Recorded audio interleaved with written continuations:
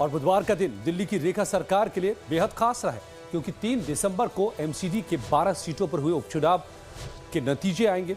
सुबह 8 बजे से मतों की गिनती होगी। उपचुनाव में जीत मिली तो रेखा सरकार के 10 महीने के कार्यकाल में किए गए कामों पर मुहर लगेगी। झाड़ू का परचम लहराया तो केजरीवाल की पार्टी आपको नई संजीवनी मिलेगी। देखिए हमारी संवाददाता शालिनी झा की ये रिपोर्ट। दिल्ली नगर निगम के उपचुनाव में 12 सीटों पर हुए मतदान के लिए जब बुधवार को ईवीएम खुलेगी और जो चुनाव परिणाम आएगा उससे तय होगा कि दिल्ली की रेखा सरकार या यूं कहें कि ट्रिपल इंजन सरकार के काम पर जनता ने मोहर लगाई है या फिर पूर्ववर्ती केजरीवाल सरकार के कामों पर भरोसा किया है और वोट की चोट से जीत का ठप्पा लगा दिया है।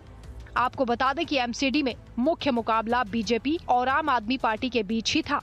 चुनाव प्रचार में दोनों ही पार्टियों ने अपनी पूरी ताकत झोंक दी थी। 3 दिसंबर को यानी कि कल दिल्ली नगर निगम उपचुनाव के नतीजे सामने आएंगे। 30 नवंबर को मतदान हुआ था और कल मतगणना होनी है।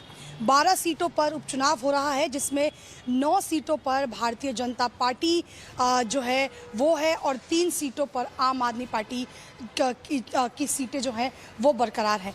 अब जिस तरीके से कहीं ना कहीं ये कहा जा रहा है कि 10 महीने अब भारतीय जनता पार्टी को हो चुके हैं, विधानसभा चुनाव के बाद आम आदमी पार्टी और बीजेपी दोनों के लिए ये चुनाव बहुत महत्वपूर्ण और खास है। दरअसल दिल्ली विधानसभा चुनाव के बाद नगर निगम की 12 सीटों पर उपचुनाव कई मायनों में महत्वपूर्ण है, क्योंकि बीजेपी सरकार के 10 महीने पूरे हो चुके हैं।